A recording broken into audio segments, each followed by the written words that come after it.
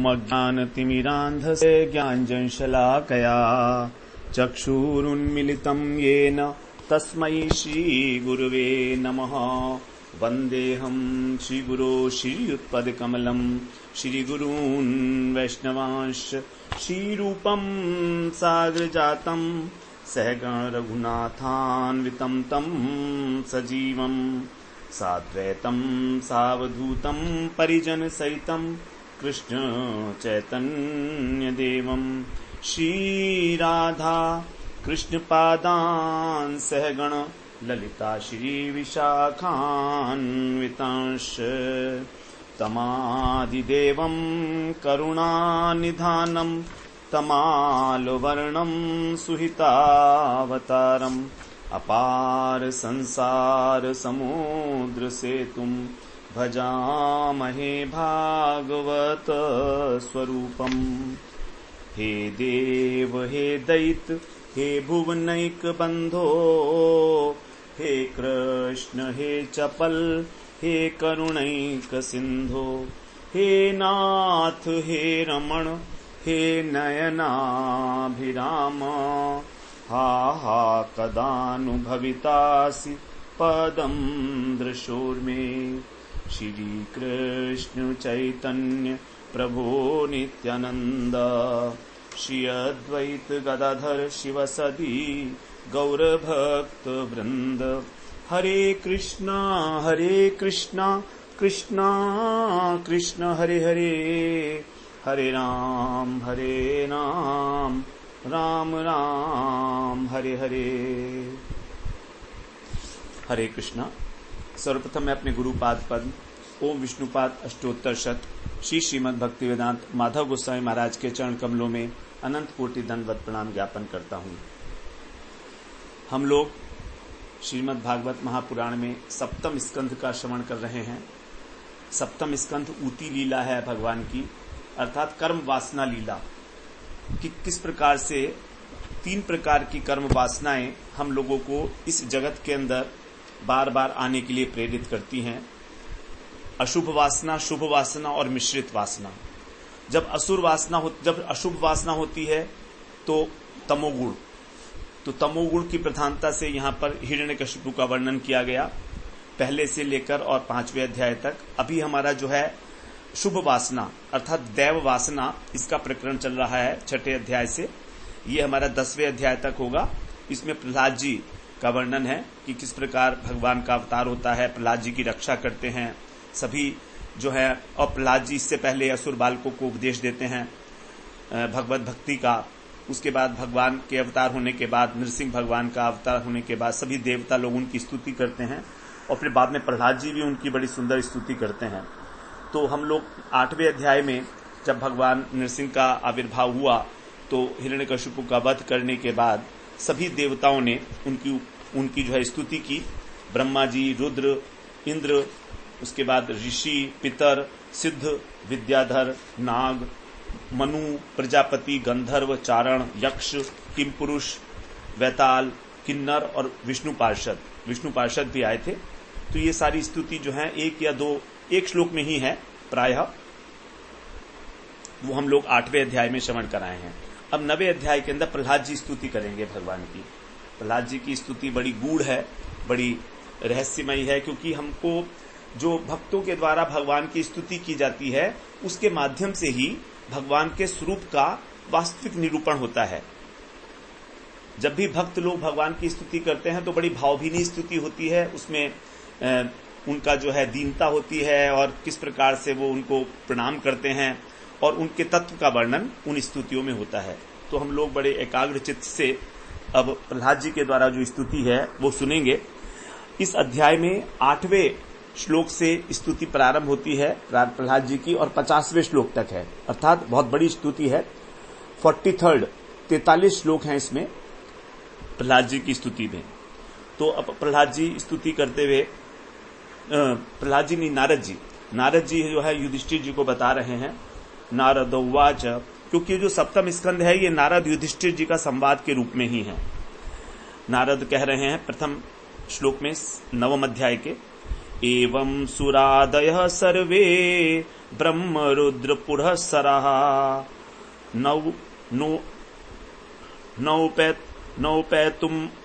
नौपातुम अशकन मन्यु सरंभम सुदुरासदम। एवं माने इस प्रकार ब्रह्म और रुद्र, ब्रह्म रुद्र इत्यादि पुर माने आगे करके चलने वाले जो हैं, पुर सरा में चलने वाले जो आगे होते हैं, तो वे सर्वे सुर आदय, सभी देवता आदि भी ब्रह्मा और रुद्र को आगे करके सुदुरासदम का मतलब है कि जो अत्यंत असह्य है, जिसको सहन करना अत्यंत कठिन है, ऐसा सरंभम आवेश से पूर्ण मन्युम नरसिंह भगवान का जो क्रोध था उसको उपेतुम दूर करने में अशकन न समर्थ नहीं हो पाए।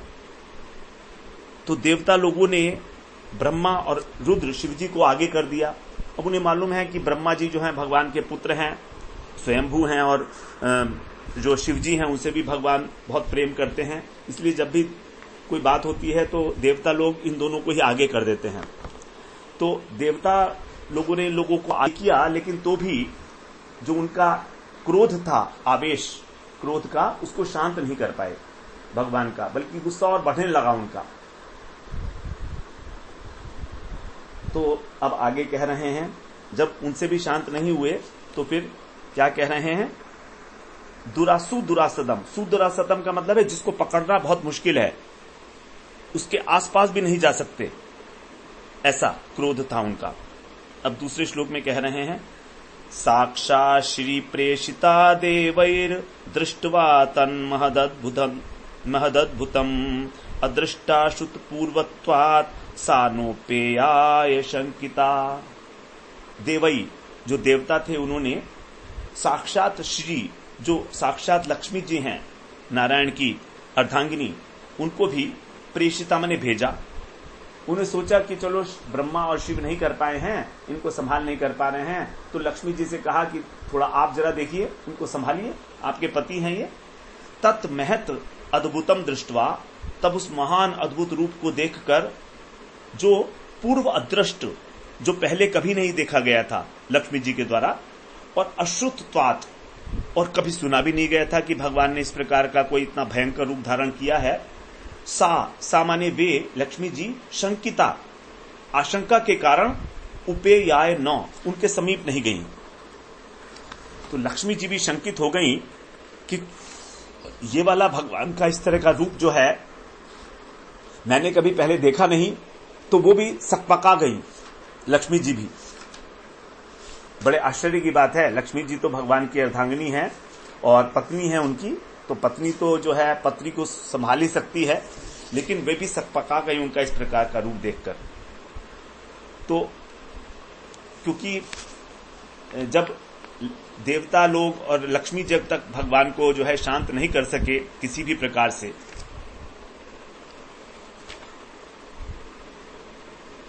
तो यहां पर बताया गया कि नरसिंह देव का जो रूप था वो बड़ा अदृष्ट था और अद्भुत था, पहले किसी के लिए नहीं देखा गया था। लेकिन देखिए कि प्रहलाद महाराज जैसे भक्त के लिए भगवान का रूप जो है वो चाहे कितना ही भयावह है, लेकिन प्रहलाद महाराज को किसी भी प्रकार का भी उनसे संकोच नहीं हो रहा था, कोई डर नहीं लग रहा था, क्योंकि भक्त जो है भगवान से कभी डर नहीं लगता उनको। जैसे भागवत में कहा गया 6ठे श्लोक में भी, नारायण परा सर्वे न कुतश्चन विभ्यति, कि जो नारायण परायण भगवान के भक्त हैं वो किसी से भी नहीं डरते। तो भगवान का चाहे कितना ही भयानक रूप है, लेकिन वो भक्त लोग उससे नहीं डरते हैं। अब आगे कह रहे हैं तीसरे श्लोक में, प्रह्लादं प्रेषयामास ब्रह्मावस्थितमन्तिके तात प्रश्मेयोप्यहि स्वपित्रे कुपितं प्रभुम। तब अंतिके माने अपने समीप में ही जो अवस्थित थे, खड़े हुए थे, ऐसे प्रह्लाद जी को ब्रह्मा जी ने प्रेषया मां से भेजा।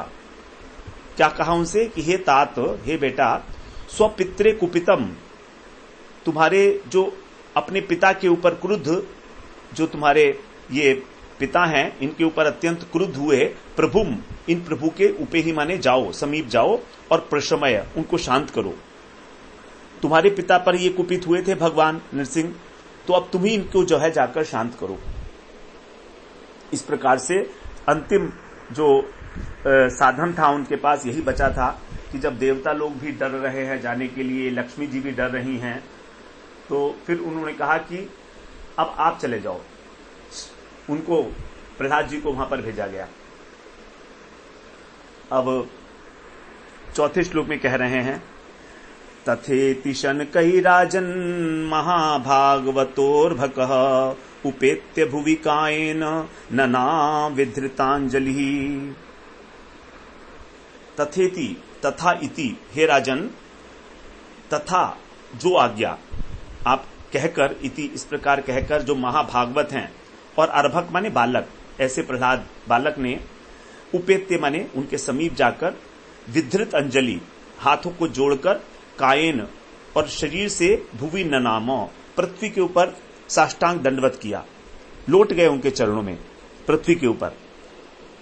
प्रहलाद महाराज किसी प्रकार का उनको डर नहीं है। देखिए, उन्होंने हाथ जोड़े और पृथ्वी पर गिरकर उनको सादर प्रणाम किया। यद्यपि वो बिल्कुल छोटे से बालक थे, लेकिन उन्होंने ब्रह्मा जी की आज्ञा को माना, कहा जो आज्ञा, ऐसा कह के। अब आगे छठे श्लोक में, पांचवें श्लोक में कह रहे हैं, स्वपाद मूले पतितम तमर्भकम विलोक्य देवः कृपया परिप्लुतः उत्थाप्य तत्शीर्ष्य दधात कराम्बुजम् कालाहि वेत्रस्तधियां कृताभयम्। स्वपाद मूले, अपने चरणों के पास में, पतितम तम, उस पड़े हुए बालक को देखकर, अर्भकम विलोक्य, अर्भक माने बालक, विलोक्य माने देखकर, देवः जो नरसिंह देव थे, कृपया परिप्लुतः, वो कृपा से भर गए। उनका जो हृदय है वो बिल्कुल कृपा से, करुणा से भर गया। परिप्लुतः, पूरा का पूरा सरोबार हो गया। उत्थाप्य, फिर उन्होंने प्रहलाद को उठाया और तत्शीर्ष्णि, उसके सिर के ऊपर, जो कैसा है, काल अही, काल रूपी सर्प से, वित्रस्त ध्याम, काल रूपी सर्प से जिनकी बुद्धि त्रस्त हो चुकी है, काल सर्प से जो भयभीत हैं, ऐसे पुरुषों की जो बुद्धि है, उसको अभयम कृतो, अभय देने वाला, कराम्बुजम अदधात, अपने कर कमल को उनके सिर के ऊपर रख दिया। तो यहां पर कर कमल की विशेषता बताई है कि भगवान का जो हस्त कमल है वो कैसा है, जो काल रूपी सर्प से, जो हमारी बुद्धि हमेशा भयभीत रहती है कि हाय मेरा क्या होगा, हाय मेरा क्या होगा, कहीं मैं मर ना जाऊं, इस प्रकार का जो प्रत्येक प्राणी को एक भय होता है, उससे अभय दान देने वाला, उस भय को समूल नष्ट करने वाला भगवान का वरद हस्त, उन्होंने उस कर कमल को प्रहलाद जी के सिर के ऊपर रखा। हमारी जो है जीवन में 4 आवश्यकताएं हैं, आहार, निद्रा, भय और मैथुन। जगत में सभी व्यक्ति मृत्यु के भय से भयभीत रहते हैं, और उस भय को नष्ट करने का केवल एक ही उपाय है, भगवान के चरणों का आश्रय, भगवान के चरणों का आश्रय, भगवान के नाम का ध्यान, भगवान के नाम का जाप करना, कीर्तन करना, केवल भगवान का ही आश्रय लेना। इस प्रकार जो भगवान के भक्त होते हैं वो सब प्रकार से निर्भय हो जाते हैं। तो तुरंत उसको गोद में उठा लिया और उसके सिर के ऊपर हाथ रखने लगे। अब जब प्रहलाद जी के सिर पर हाथ रखा गया तो क्या बात होती है बता रहे हैं आगे। सतत, छठे श्लोक में, सतत कर स्पर्श धुताखिला शुभ सपद्य विव्यक्त परात्मन तत्पाद पद्मं हृदि निर्वृतो दधौ हृष्यत तनु क्लिन्न हृदश्रुलोचन। कैसी दशा हो गई है प्रहलाद जी की प्रेम के कारण।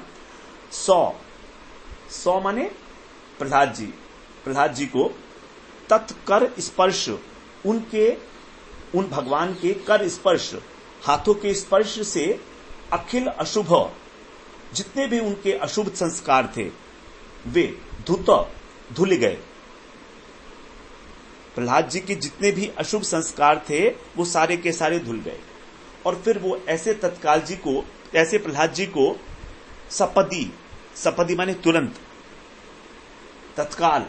पर आत्म दर्शन है, परमात्म तत्व का दर्शन हो गया। अभिव्यक्त माने हो गया, तुरंत उनको अब परमात्म तत्व का दर्शन हो गया भगवान के कर कमल सर पर रखते ही। तत्पाद पद्मम निर्वृत्त दधौ, और भगवान के चरण कमलों को उन्होंने निर्वृत्त, निर्वृत्त का अर्थ था आनंद पूर्वक, आनंद मग्न होके, दधौ माने धारण किया अपने हृदय में। उन्होंने भगवान के चरण कमलों को अपने हृदय के अंदर आनंद पूर्वक धारण किया। दधौ माने धारण किया। निर्वृत्त का मतलब होता है आनंद, एक होता है निवृत्त। निवृत्त का मतलब है किसी चीज से निवृत्त हो जाना, उसको पूरा कर देना, उससे छुटकारा पा लेना। लेकिन यहां पर निर्वृत्त है, निर्वृत्त का मतलब होता है आनंद। तो उनका हृदय आनंद से मग्न हो गया और उन्होंने उन चरण कमलों को अपने हृदय में धारण किया। तनु हृष्यत, और उनका शरीर जो है रोमांचित हो गया। हृत क्लिन्न, और हृदय जो है उनका द्रवित हो गया। क्लिन्न का मतलब द्रवित हो गया। अश्रु लोचन है, और नेत्रों से आंसू बहने लगे। ये भगवान के जो कर कमल स्पर्श किया, कितना जो है सुंदर अनुभाव और सात्विक भाव सारे के सारे प्रकट हो रहे हैं। 8 प्रकार के सात्विक भाव होते हैं, तो ये सब प्रहलाद जी के शरीर के अंदर प्रकट होने लगे। भगवान ने कहा है कि जो भी उनकी शरण में आता है, जिसको भी वो ग्रहण करते हैं, चाहे वो किसी भी वंश का हो, चाहे वो कैसा भी हो, वो अपने परम लक्ष्य तक पहुंच सकता है। तो यहां पर ये किसी प्रकार का सोचना नहीं है कि वो असुर थे जन्म से। असुर हो, चाहे शूद्र हो, चाहे स्त्री हो, भगवान ने कहा है गीता में भी, चाहे कितना ही पाप योनि हो, माम ही पार्थ विपाश्रित्य ये अपि स्यु पाप योनिः, चाहे पाप योनि जो भी हैं, स्त्रियों वैश्यास तथा शूद्रास्तेपि यान्ति परम गतिम, सभी परम गति को प्राप्त करते हैं। तो भगवान के भक्त चाहे किसी भी जाति के हों, किसी कितने ही बड़े बड़े पापी क्यों न किए हों, लेकिन सबको उस परम गति की प्राप्ति होती है। आगे कह रहे हैं 7वें श्लोक में, अस्तौ सिद्धरि में काग्र मनसा सुसमाहितः प्रेम गद गदया वाचा तन्यस्त हृदये क्षणः। ये प्रहलाद जी की स्थिति वो बताया जा रहा है।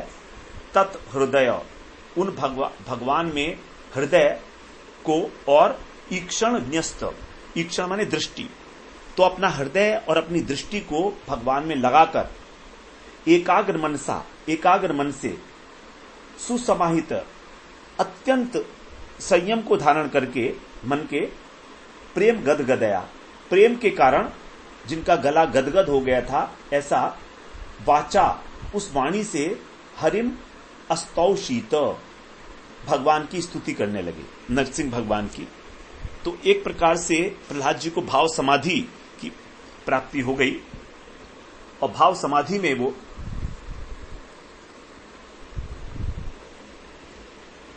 भगवान की स्तुति कर रहे हैं। यहां पर सुसमाहित का मतलब है अत्यंत एकाग्र, अत्यंत ध्यानपूर्वक, पूर्णतया स्थिर होकर। क्योंकि प्रहलाद जी ने अपने जो भौतिक शरीर है उसका अतिक्रमण कर दिया था, सच्चिदानंद रूपता, सच्चिदानंद स्वरूप को प्राप्त कर लिया था। क्योंकि भगवान के स्पर्श मात्र से ही उनके सब प्रकार के जितने भी भौतिक कल्मश थे, पाप थे, वो सब सर्वथा नष्ट हो गए थे। अब 8वें श्लोक से प्रहलाद जी की बड़ी सुंदर स्तुति है, कह रहे हैं, प्रहलाद उवाच ब्रह्मादयः सुरगणा मुनयोऽथ सिद्धा सत्वैकतान् मतयो वचसां प्रवाहे नाराधितुं पुरुगुणैरधुनापि पिप्रुः किं तोष्टुमर्हति सप्मे हरिरुग्र जातेः।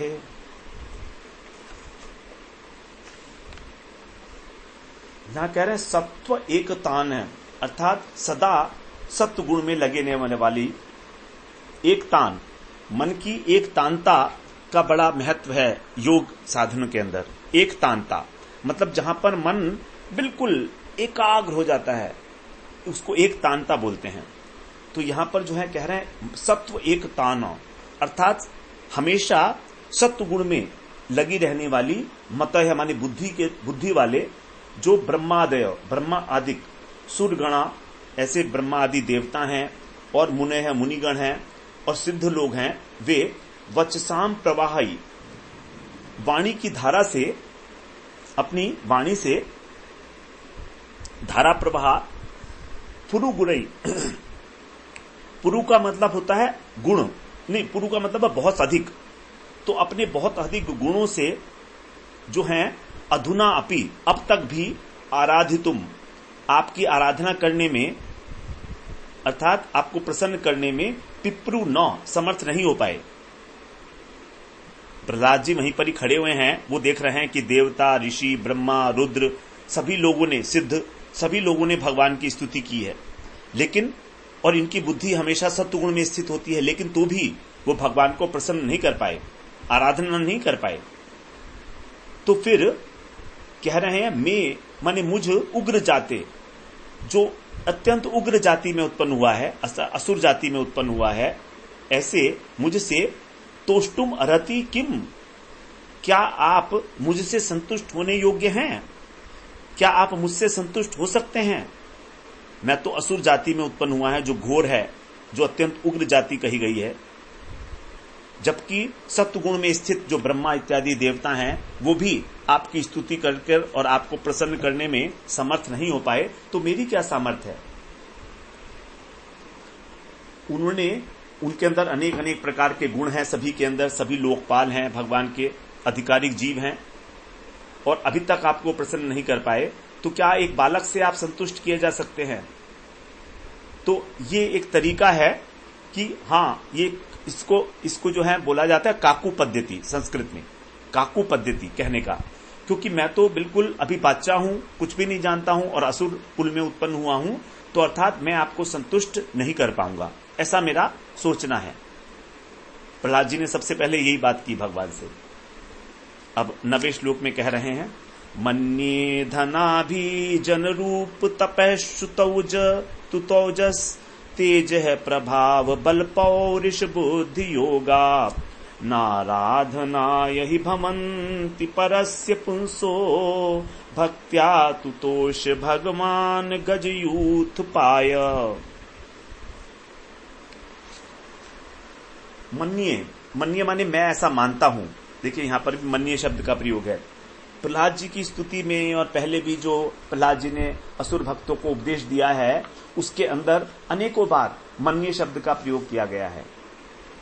तो कह रहे हैं मेरा ऐसा मानना है कि धन, अभिजन का मतलब परिवार वाले, रूप, तप, श्रुत का मतलब विद्या, ओज का मतलब प्रभाव, तेज और प्रभाव बड़े बड़े जो प्रभावी लोग होते हैं, बल, पुरुषार्थ, बुद्धि और योग मतलब साधन, परस्य पुंस है परम पुरुष को आराधनाए न भवंती प्रसन्न करने के हेतु नहीं होते। आप इन चीजों से प्रसन्न नहीं होते, ये मेरा ऐसा मानना है। आप इन चीजों से प्रसन्न नहीं होते तो फिर क्या होता है? क्योंकि आप भगवान हैं, अर्थात आप कैसे प्रसन्न होते हैं? भक्ति के द्वारा गज यूथ पाय। आप गज जो गजेंद्र था उसके ऊपर भी आप तुतोष प्रसन्न हो गए थे। तो गजराज के अंदर तो किसी प्रकार की कोई ना तो बुद्धि थी, ना उसके अंदर कोई विद्या थी, ना सौंदर्य था, ना उसका धन था, कुछ भी नहीं था, लेकिन तो भी आप गजेंद्र से प्रसन्न हो गए थे जब गजेंद्र ने आपकी स्तुति की थी। आगे 8वें स्कंध में हम लोग गजेंद्र स्तुति, भगवान गजेंद्र ने जो भगवान की स्तुति की है, यह हाथी था जिसकी भगवान ने रक्षा की थी। तो आप उस गजेंद्र की स्तुति से भी जो है वो प्रसन्न हो गए थे।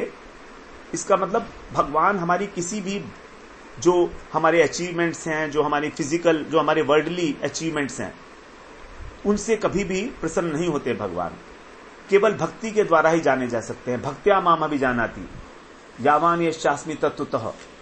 बड़े बड़े देवता लोग जो सब प्रकार से वरिष्ठ हैं, सब प्रकार से अत्यंत शुद्ध भाव वाले हैं, बुद्धि वाले हैं, परम ज्ञानी हैं, वो आपको नहीं जान पाए, आपको प्रसन्न नहीं कर पाए। लेकिन फिर भी आप एक गजेंद्र से प्रसन्न हो गए थे उसकी स्तुति करने से। तो हम लोग उसको आगे श्रवण करेंगे कि किस प्रकार गजेंद्र ने जो है भगवान की स्तुति की थी। 8वें स्कंध में उसका वर्णन आएगा। तो यहां पर 12 वस्तुएं गिनाई गई प्रहलाद जी के द्वारा। धन, परिवार, रूप, तप, विद्या, ओज, तेज, प्रभाव, बल, पौरुष, बुद्धि और योग, ये सब भगवान को प्रसन्न नहीं कर सकते। इस प्रकार से जो है इस स्टार्टिंग में पहले ये कह दिया प्रहलाद जी ने कि केवल भक्ति ही आपको प्रसन्न करती है। भगवान के विषय में कहा गया है कि भक्त्या तुष्यतो माधव, भगवान को केवल भक्ति ही। इस संबंध में एक बड़ा सुंदर श्लोक है, उसका हम लोग श्रवण कर लेते हैं। व्याधस्य आचरणम ध्रुवस्य च वयो विद्या गजेन्द्रस्य का कुब्जाया किमुनाम रूपमधिकम किम तत्सुदाम्नो धनम वंशः को व्युदरस्य यादवपते रुग्रस्य किम पौरुषम भक्त्या तुष्यति केवलम न च गुणैः भक्ति प्रियो माधवः। जो व्याध था उसका क्या आचरण था? व्याध जो है पशुओं को मार देता था, अधमरा करता था, उनको तड़पते हुए छोड़ देता था। नारद जी को जब नारद जी से भेंट हुई थी तो नारद जी के उपदेश को उसने पालन किया। उसका क्या आचरण था? इतना क्रूर, इतना निर्दयी था वो बहेलिया। ध्रुवस्य च वयो, और ध्रुव महाराज की क्या उम्र थी? 5 वर्ष की उम्र में भगवान को प्राप्त किया। विद्या गजेंद्र से क्या, गजेंद्र ने, जिसका भी यहां पर वर्णन आया, क्या किसी कॉलेज में जाकर कोई स्टडी की थी? क्या विद्या थी उसके पास? किसी गुरुकुल में भी नहीं गया। कुब्जाया कि मुनाम रूपम अधिकम, और जो कुब्जा थी उसका नाम क्या? कुबड़ी। और रूप कैसा था? कुछ भी नहीं था, कुबड़ी थी वो। और किम तत् सुदामनो धनम, और सुदामा जी जो थे उनके पास क्या धन था? गरीब ब्राह्मण थे, अत्यंत गरीब, फटी पुरानी जो है वो धोती पहनते थे। वंशः को विदुरस्य, और विदुर जो है उनका क्या वंश था? एक दासी पुत्र थे। यादव पते रुग्रस्य किम पौरुषम, और जो उग्रसेन है, मथुरा के जो राजा थे, जिनको कंस के पिता, कंस ने उनको जेल में डाल दिया था, तो उनके पास क्या बल था? पौरुषम, क्या पौरुष था? भक्त्या तुष्यति केवलम न च गुणैः, केवल भक्ति ही प्रसन्न करती है, गुण प्रसन्न नहीं करते भगवान को। क्यों? भक्ति प्रियो माधव, क्योंकि माधव को भक्ति ही अच्छी लगती है, वो भक्ति प्रिय हैं। भक्तेभ्यो भक्त वत्सल हो, ऐसे भक्त वत्सल भगवान की जय हो। तो इस प्रकार से बड़ी सुंदर स्तुति अब आगे 10वें श्लोक में कह रहे हैं। विप्राद द्विषड गुण युताद अरविंद नाम पादारविंद विमुखात स्वपचम वरिष्ठम मन्ये तदर्पित मनोवचने हितार्थ प्राणम पुनाति सकुलम न तु भूरिमानः। ये बड़ा सिद्धांतिक श्लोक बताया जाता है, याद करने योग्य है। ये कह रहे हैं विप्राद द्विषड गुणात गुणयुताद, विप्र अर्थात ब्राह्मण, जो द्विषड गुण, 2 गुणा 6 अर्थात 12, जो 12 गुणों से संपन्न ब्राह्मण है, युताद माने संपन्न, उन 12 गुणों से युक्त ब्राह्मण भी यदि अरविंद नाभ, ऐसे भगवान जिनकी नाभि से कमल निकला था, पद्मनाभ भगवान के, पादारविंद विमुखात, यदि वो भगवान के चरण कमलों से विमुख है, उसको भगवान से प्रेम नहीं है, तो ऐसे ब्राह्मण से स्वपचम वरिष्ठम, जो चांडाल है वो श्रेष्ठ है। वरिष्ठ माने श्रेष्ठ है। मन्ये, ऐसा मैं मानता हूं। यहां पर भी मन्ये कहा। मेरा ऐसा मान्यता है कि वो चांडाल जो भगवान का भजन कर रहा है वो उस ब्राह्मण से भी श्रेष्ठ है, यद्यपि उसमें 12 गुण हैं तो भी। क्यों? क्योंकि तद अर्पितम, क्योंकि उन भगवान को उसने अर्पित कर रखा है, और अपना क्या क्या, मन वचन, तो मन अदर्पित, मन वचन, इह का अर्थ है कर्म, और अर्थ का मतलब धन, और प्राण, प्राणों को।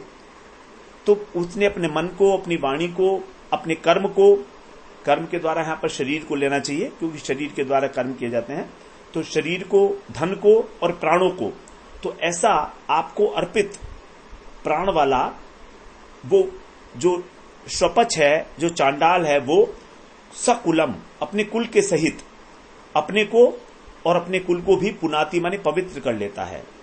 भूरी मान है तू न, लेकिन जो अपने को बड़प्पन वाला अभिमान करने वाला ब्राह्मण है, भूरी मान माने बड़प्पन का अभिमान रखने वाला, वो ब्राह्मण तू न, वो तो अपने को पवित्र भी नहीं कर पाता, अपने को भी पवित्र नहीं कर पाता, परिवार को तो क्या पवित्र करेगा। तो इस प्रकार से बताया कि ब्राह्मण वंश में पैदा होकर भी वो आपको प्रसन्न नहीं कर सकता, पवित्र नहीं कर सकता अपने आप को। जिस प्रकार की एक चांडाल जिसने अपना सब कुछ आपको समर्पित कर दिया है, वो अपने को और अपने परिवार को भी ताड़ देता है। तो यहां पर ब्राह्मण के 12 गुण जो हैं वो बताए गए हैं, जो सनत सुनात एक ग्रंथ है उसके अंदर ब्राह्मण के 12 गुण इस प्रकार से बताए गए हैं। ज्ञानम च सत्यम च दमः श्रुतम च हि अमातस्यम ह्रियस्ति तितिक्षानसूया यज्ञश्च दानम च धृतिशमश्च महाव्रता 12 ब्राह्मणस्य। ये ब्राह्मण के 12 गुण हैं। धर्म का पालन करना, सत्य भाषण, तपस्या के द्वारा इंद्र का जो है इंद्रियों का दमन करना, श्रुत माने विद्या, अमात्सर्य किसी प्रकार का मात्सर्य ना होना, ईर्ष्या से रहित होना, हरि का मतलब लज्जा, सहिष्णु होना, तितिक्षा, अनसूया सहिष्णु होता नहीं, तितिक्षा का मतलब सहन करना, और अनसूया का मतलब है कि किसी प्रकार का भी कोई ईर्ष्या का भाव न होना। यज्ञ करने वाला, दानश्च दान करने वाला, और धृति को धारण करने वाला, और शम अर्थात मन की शांति वाला। शम और दम, शम होता है मन की शांति और दम होता है इंद्रियों का निग्रह। तो मन का निग्रह और इंद्रियों का निग्रह, ऐसा जो 12 गुण वाला ब्राह्मण है, इनसे जो सुसज्जित है, यदि वो भी आपके चरणों की सेवा नहीं करता तो उससे तो अच्छा वो चांडाल है जिसने सब कुछ आपको समर्पण कर दिया है। हरिभक्ति सुधोदय ग्रंथ में बताया गया है, भगवद भक्तिहीनस्य जाति शास्त्रम जपस्तपः अप्राणस्यैव देहस्य मंडलम लोकरंजनम। कह रहे हैं कि जो भक्ति विहीन है, भगवत भक्तिहीनस्य, चाहे वो कितनी अच्छी बड़ी जाति का हो, चाहे उसने सभी शास्त्रों का अध्ययन किया हो, बड़ा जप करता हो, बड़ा तपस्या करता हो, लेकिन वो कैसा है, अप्राणस्यैव देहस्य, वो ऐसा है जैसे उसके अंदर कोई प्राण ही नहीं है, मरा हुए के समान है। और ऐसे मरे हुए व्यक्ति के लिए मंडनम लोकरंजनम, उसकी प्रशंसा करना ऐसा ही है जैसे कि कोई मरा हुआ व्यक्ति है और उसके ऊपर अलंकार डाल दिए गए हों। तो ये केवल एक लोकरंजन है, एक दिखावा है लोगों के लिए। तो शव के अलंकार की तरीके से ये उसके गुण हैं सारे, उस ब्राह्मण के, उस भगवत भक्तिहीनस्य, भगवान की भक्ति से रहित होकर जितने भी सद्गुण हैं हमारे अंदर, वो सब के सब ऐसे हैं जैसे कि एक शव पड़ा हुआ है और हम उसको जो है उसके ऊपर अलंकार कर रहे हैं, उसको अलंकृत कर रहे हैं अलंकारों से। तो अप्राणस्यैव देहस्य, उसकी देह में तो मानो प्राण ही नहीं है, क्योंकि प्राण क्या है, प्राण है भगवान की भक्ति। इस प्रकार से यहां पर भगवत भक्ति के महिमा का प्रतिपादन कर रहे हैं प्रहलाद जी। आगे अब 11वें श्लोक में कहते हैं, नैवात्मन है प्रभुरयम निज लाभ पूर्णो मानम जनाद विदुषः करुणो व्रणीते यद यद यज्जनो भगवते विदधीत मानम तच्चात्मने प्रतिमुखस्य यथा मुखश्री। अब यहां कह रहे हैं कि अयम माने ये जो आत्मन है प्रभु, जीवात्माओं के स्वामी हैं, निज लाभ पूर्णो, अपने ही स्वरूप की उपलब्धि से, अपने ही स्वरूप के आनंद में ही परिपूर्ण है। निज लाभ पूर्णो, भगवान को किसी की कोई आवश्यकता नहीं है, सर्वशक्तिमान है वो, अपने स्वरूपानंद से ही, स्वरूपानुबंधी जो गुण है भगवान का, अर्थात आनंदमयता, आनंद एक मात्रम, तो उसके अंदर वो स्वयं परिपूर्ण है। अविदुषः जनात्, और अज्ञानी लोगों से वो मानम न एव वृणीते, वो किसी प्रकार के सम्मान की अपेक्षा नहीं रखते। उनके लिए, भगवान के लिए जो अज्ञानी लोग हैं, अविदुषः हैं, उनसे पूजा ग्रहण करने की उनको कोई आवश्यकता नहीं है। लेकिन फिर भी करुणावश वे इस पूजा को स्वीकार करते हैं। किनसे? जो भगवान के भक्त हैं, जो भोले हैं, निष्कपट है। कैसे? यत माने क्योंकि, यथा माने जैसे, मुख श्री प्रतिमुखस्य, मुख की शोभा, मुख का जो सौंदर्य है वो प्रतिमुखस्य, जो प्रतिबिंब होता है मुख का दर्पण में, उसको भी सुंदर बना देता है। अगर मुख हमारा सुंदर है तो दर्पण में जो प्रतिबिंब है उसको भी सुंदर दिखाई देगा। तो जैसे मुख की शोभा उस दर्पण के अंदर प्रतिबिंबित होती है और उस प्रतिबिंब को भी सुंदर बना देती है, उसी प्रकार तो वैसे ही जो भक्त है, वो भक्त भगवान के प्रति जो सम्मान प्रेम करता है, जनः यत भगवते मानम, मनुष्य जो भगवान के प्रति सम्मान विदधीते माने विधान करता है, वो क्या है? तत् च आत्मने, वो तो उसके अपने लिए ही है, अर्थात वो सम्मान उसे ही प्राप्त होता है। बड़ी सुंदर बात बताई है यहां पर। हम भगवान के प्रति जो भी सम्मान करते हैं वो हमें ही सम्मान मिलता है। वो ऐसा ही है जैसे कि दर्पण के अंदर अपना प्रतिबिंब देखना, क्योंकि भगवान हमसे कोई पराये नहीं है, भगवान हमारे ही हैं। तो भगवान को किसी की सेवा की आवश्यकता नहीं है। वो तो जो है अपने आप में निज लाभ पूर्ण, आत्मसंतुष्ट रहने वाले हैं। लेकिन जब हमको कोई भेंट अर्पित करते हैं तो वो क्या होती है? वो भेंट से हमको जो भगवत कृपा की प्राप्ति होती है वो उस भक्त के लाभ के लिए ही है। हमारा हृदय ही उससे शुद्ध होता है। भगवान का स्मरण करने से, भगवान का वंदन करने से, भगवान की सेवा करने से, भगवान को अर्पण करने से भगवान का कोई भला नहीं होने वाला है। वो तो निज लाभ पूर्ण कह दिया उनको, आत्मसंतुष्ट हैं, आत्माराम, आत्मकाम है। भगवान के लिए कहा है कि उनके लिए तो कोई कार्य, कोई किसी चीज की आवश्यकता नहीं है। गीता में कहा है उनके लिए किसी प्रकार की कोई इच्छा नहीं है। लेकिन फिर भी हम भगवान का भजन करते हैं, तो वो जो भजन करते हैं वो हमारे लिए ही लाभकारी है, भगवान के लिए नहीं है। वो इस प्रकार से ये बताई गई बात यहां पर। अब 12वें श्लोक में बोलते हैं, तस्मादहम विगत विक्लव ईश्वरस्य सर्वात्मना महि गृह्णामि यथा मनीषम नीचो जया गुण विसर्गमनुप्रविष्ट पूयेत ये नहीं पुमान अनुवर्णितेन। तस्मात्, इसलिए यहां कह रहे हैं, इसलिए विगत विक्लव, व्याकुलता को छोड़कर, अहम, मैं, सर्वात्मना, अपने संपूर्ण मन से, संपूर्ण अंतःकरण से, मनीषा यथा, अपनी बुद्धि के अनुसार, ईश्वरस्य मही, भगवान की महिमा का, अहम गृह्णामि, उसका गान कर रहा हूं, उसका वर्णन कर रहा हूं अपनी बुद्धि के अनुसार। ही माने क्योंकि ये न अनुवर्णिते न, जिसके बार बार वर्णन करने से अजया, अजया का मतलब माया, क्योंकि माया को भी अजय कहा जाता है, क्योंकि उसको कोई जय नहीं कर सकता भगवत कृपा के बिना। तो क्योंकि माया के द्वारा जो गुणों की सृष्टि, गुण विसर्गम, गुणों की सृष्टि में अर्थात संसार में अनुप्रविष्ट, प्रवेश किया गया व्यक्ति है, वो नीचे है पुमान है पूयेत, वो नीच मनुष्य भी पवित्र हो जाता है।